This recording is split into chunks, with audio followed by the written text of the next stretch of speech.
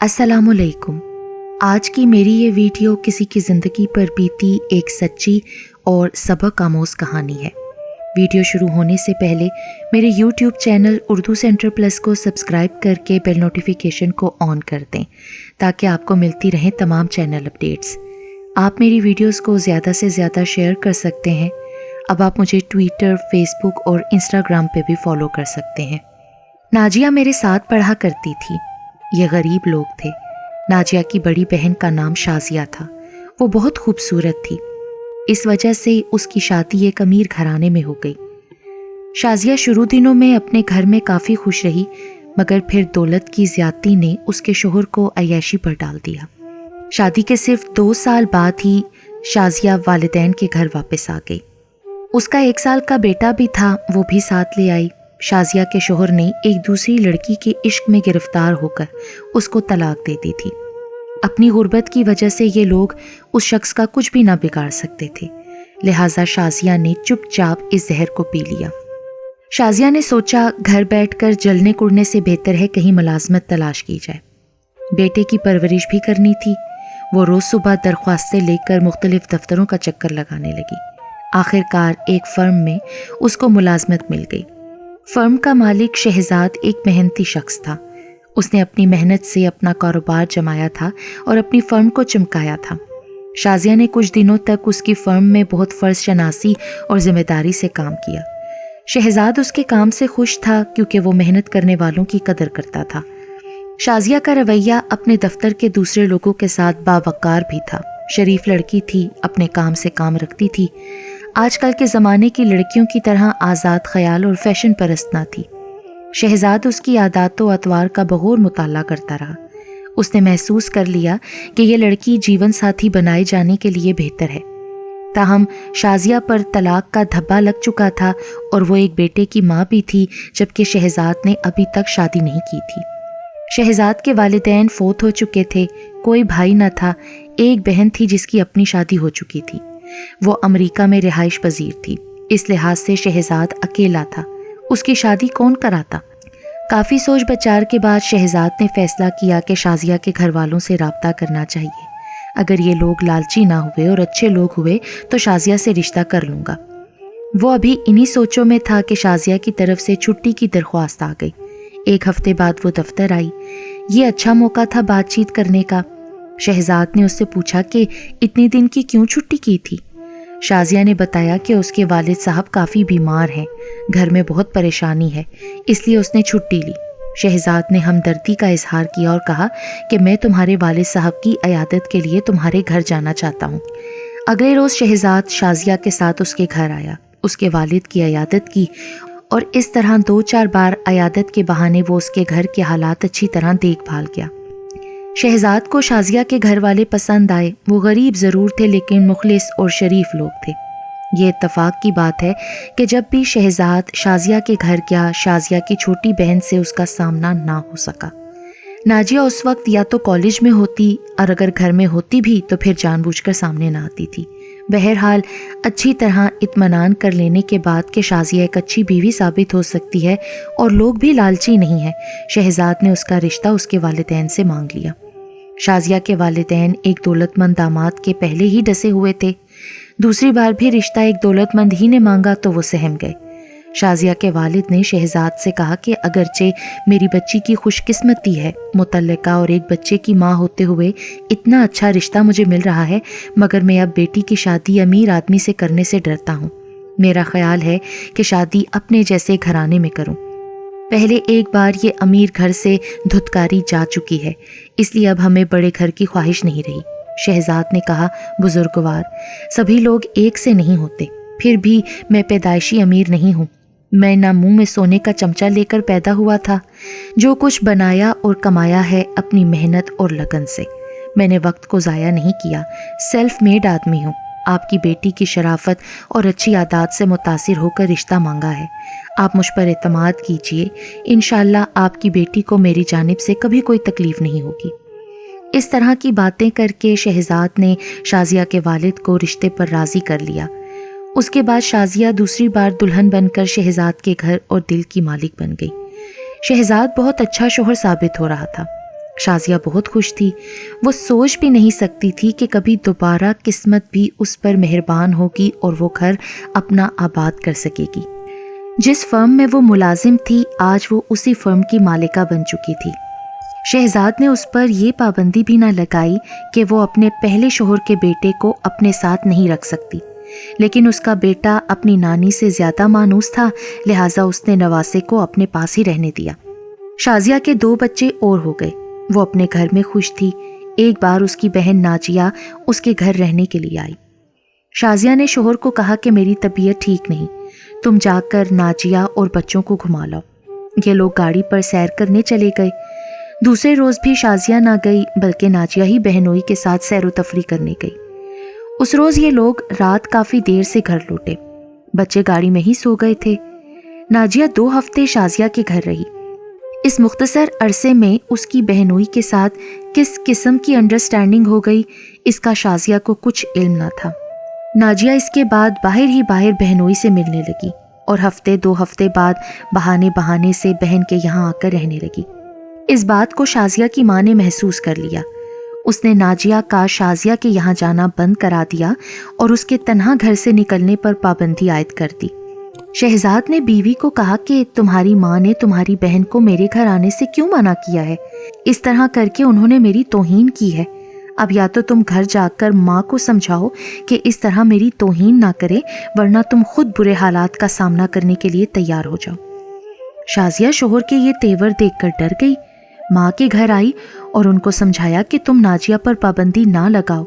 اس طرح شہزاد اپنی توہین محسوس کرتے ہیں کہ تم ان پر بلا وجہ شک کر رہی ہو. کچھ نہیں تو میرے بچوں کا ہی خیال کرو.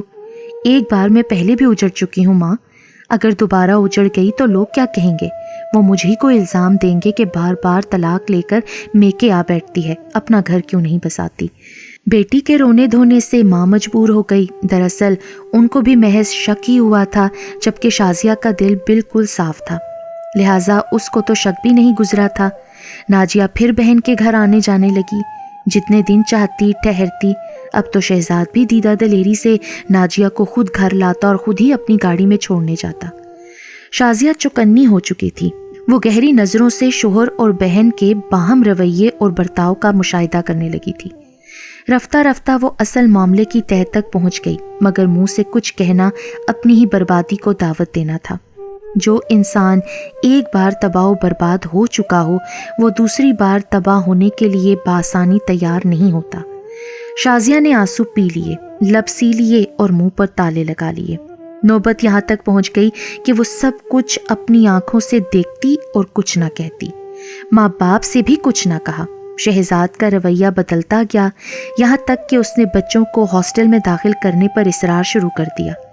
شازیہ ان کی جدائی برداشت نہیں کر سکتی تھی، لہٰذا وہ احتجاج کرنے لگی کہ بچوں پر یہ ظلم مت کرو. جب میں ان کی دیکھ بھال اچھی طرح کر سکتی ہوں پھر کیوں انہیں ہاسٹل میں ڈالتے ہو؟ مگر شہزاد کو تو اپنی دولت کا گھمنڈ تھا. اس نے بچوں کو مری کے ایک اعلیٰ ہاسٹل میں داخل کروا دیا اور بیوی سے یہی کہا کہ میں یہ سب ان کی اچھی تربیت کے لیے کر رہا ہوں. بچوں کے جاتے ہی شازیہ کا دل اور گھر دونوں ویران ہو گئے، لیکن شہزاد خود کو زیادہ آزاد اور ہلکا محسوس کرنے لگا. اس پر اب بچوں کی بھی ذمہ داریاں نہ رہی تھیں، جبکہ شازیہ کی زندگی میں تو اب کوئی مقصد ہی باقی نہ رہا تھا. اب وہ گھر میں تنہا کڑنے لگی. بچوں کے کاموں میں وہ خود کو بھولی ہوئی تھی. بچے تو اب دور جا چکے تھے، اس سے وقت کاٹے نہیں کٹتا تھا. ادھر اپنے شوہر اور سگی بہن کے دیے ہوئے گھاؤ بڑھنے لگے. شہزاد شازیہ کی بہانے سے توہین کرتا اور بری طرح اس کو نظر انداز کرتا رہا. وہ ہر صورت میں ناجیہ سے شادی کرنا چاہتا تھا، مگر اس کی بیوی اس راہ میں حائل تھی. وہ اس کے ہوتے ہوئے کسی طور ناجیہ سے شرن شادی نہیں کر سکتا تھا. ناجیہ گھر سے ٹائپنگ سیکھنے کے بہانے سے نکلتی تھی. ایک دن وہ ٹائپنگ سیکھنے گئی تھی کہ پھر نہ لوٹی. وہ شہزاد کے پروگرام کے مطابق ریلوے اسٹیشن چلی گئی، جہاں شہزاد کی فرم کا مینیجر موجود تھا، جس کے ساتھ اس نے لاہور جانا تھا. اس کے کچھ دنوں بعد شہزاد نے بھی لاہور آ جانا تھا. مینیجر ناجیہ کو لے کر لاہور کے بجائے ملتان کے ایک گاؤں چلا گیا. وہاں جا کر مجبور کیا کہ تم میرے گاؤں کے دوست سے نکاح کر لو، ورنہ میں تمہیں پولیس کے حوالے کر دوں گا، کیونکہ تمہاری شادی شہزاد سے نہیں ہو سکتی جب تک کہ وہ تمہاری بہن کو طلاق نہ دے دے. کیونکہ یہ شرعاً جائز نہیں ہے کہ 2 بہنوں کا ایک ہی شوہر ہو۔ یہ مینیجر اصل میں شازیہ کو اس وقت سے جانتا تھا جب وہ فرم میں کام کرتی تھی۔ وہ اتنی اچھی لڑکی تھی کہ فرم کے ہر فرد کے دل میں اس کی عزت اور احترام تھا، جبکہ شہزاد اور ناجیہ کا تعلق مینیجر کو بعد میں معلوم ہوا تھا۔ اب وہ ناجیہ کو پابند کر کے اس کو مجبور کر دینا چاہتا تھا کہ وہ بہن کی زندگی سے نکل جائے۔ ناجیہ خوبصورت تھی، اس نے اپنے گاؤں کے دوست کو ناجیہ کی جھلک دکھا کر شادی پر آمادہ کر لیا تھا۔ ناجیہ بری طرح سے پھنس چکی تھی، وہ واپس نہیں جا سکتی تھی اور گاؤں کی زندگی قبول بھی نہیں کر سکتی تھی۔ ادھر پولیس کا بھی ڈر تھا، شہزاد سے رابطہ کرنے سے مجبور تھی کیونکہ وہ گاؤں کے کچھ لوگوں کی قید میں تھی۔ مینیجر نے اس کو دھمکی دی تھی کہ اگر تم نے یہاں سے بھاگنے کی کوشش کی تو وہ پولیس میں یہ رپورٹ لکھا دے گا کہ یہ لڑکی اپنے ہی بہنوئی سے شادی کرنے کے لیے گھر سے بھاگ گئی تھی۔ اس طرح مارے باندھے مینیجر نے اس کی شادی اپنے دوست سے کروا دی۔ شادی کا 1 ہفتہ اس شخص کے ساتھ گزارنے کے بعد ناجیہ نے بھی ہتھیار ڈال دیے اور اپنے شوہر سے کہا کہ تم میرے والدین کو اطلاع کر دو، اگر انہوں نے مجھ کو قبول کر لیا تو ٹھیک، اگر قبول نہ کیا تو پھر میں بے شک تمہارے ساتھ یہیں ساری زندگی گاؤں میں گزار دوں گی۔ مینیجر نے سارے حالات ناجیہ کے والد کو لکھ دیے کہ کس طرح آپ کی بیٹی اپنی ہی بہن کا گھر اجاڑنے کے لیے تیار تھی اور گھر سے بھاگ کر لاہور جانا چاہتی تھی تاکہ وہاں اپنے بہنوئی کے ساتھ شادی کر کے رہ سکے۔ ساتھ ہی مینیجر نے یہ بھی ہدایت کر دی کہ فی الحال آپ ناجیہ کو لکھیں کہ آپ اس کو قبول نہیں کریں گے جب تک اس کی آس نہ ٹوٹ جائے گی، وہ واپس لوٹنے کا خیال کرتی رہے گی۔ کراچی پہنچ کر پھر سے اپنی بہن کی زندگی میں وہ زہر گھول سکتی ہے۔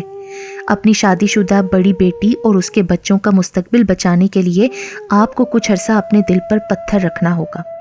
ناجیہ کے والد پہلے ہی اس بیٹی سے آزردہ تھے، انہوں نے مینیجر کی ہدایات پر عمل کیا اور ناجیہ کو لکھ دیا کہ تم نے گھر سے بھاگ کر شادی کر لی ہے، لہٰذا اب تمہارے لیے ہمارے گھر کے دروازے بند ہو چکے ہیں، ہرگز لوٹ کر مت آنا ورنہ ہم تمہیں قتل کر دیں گے۔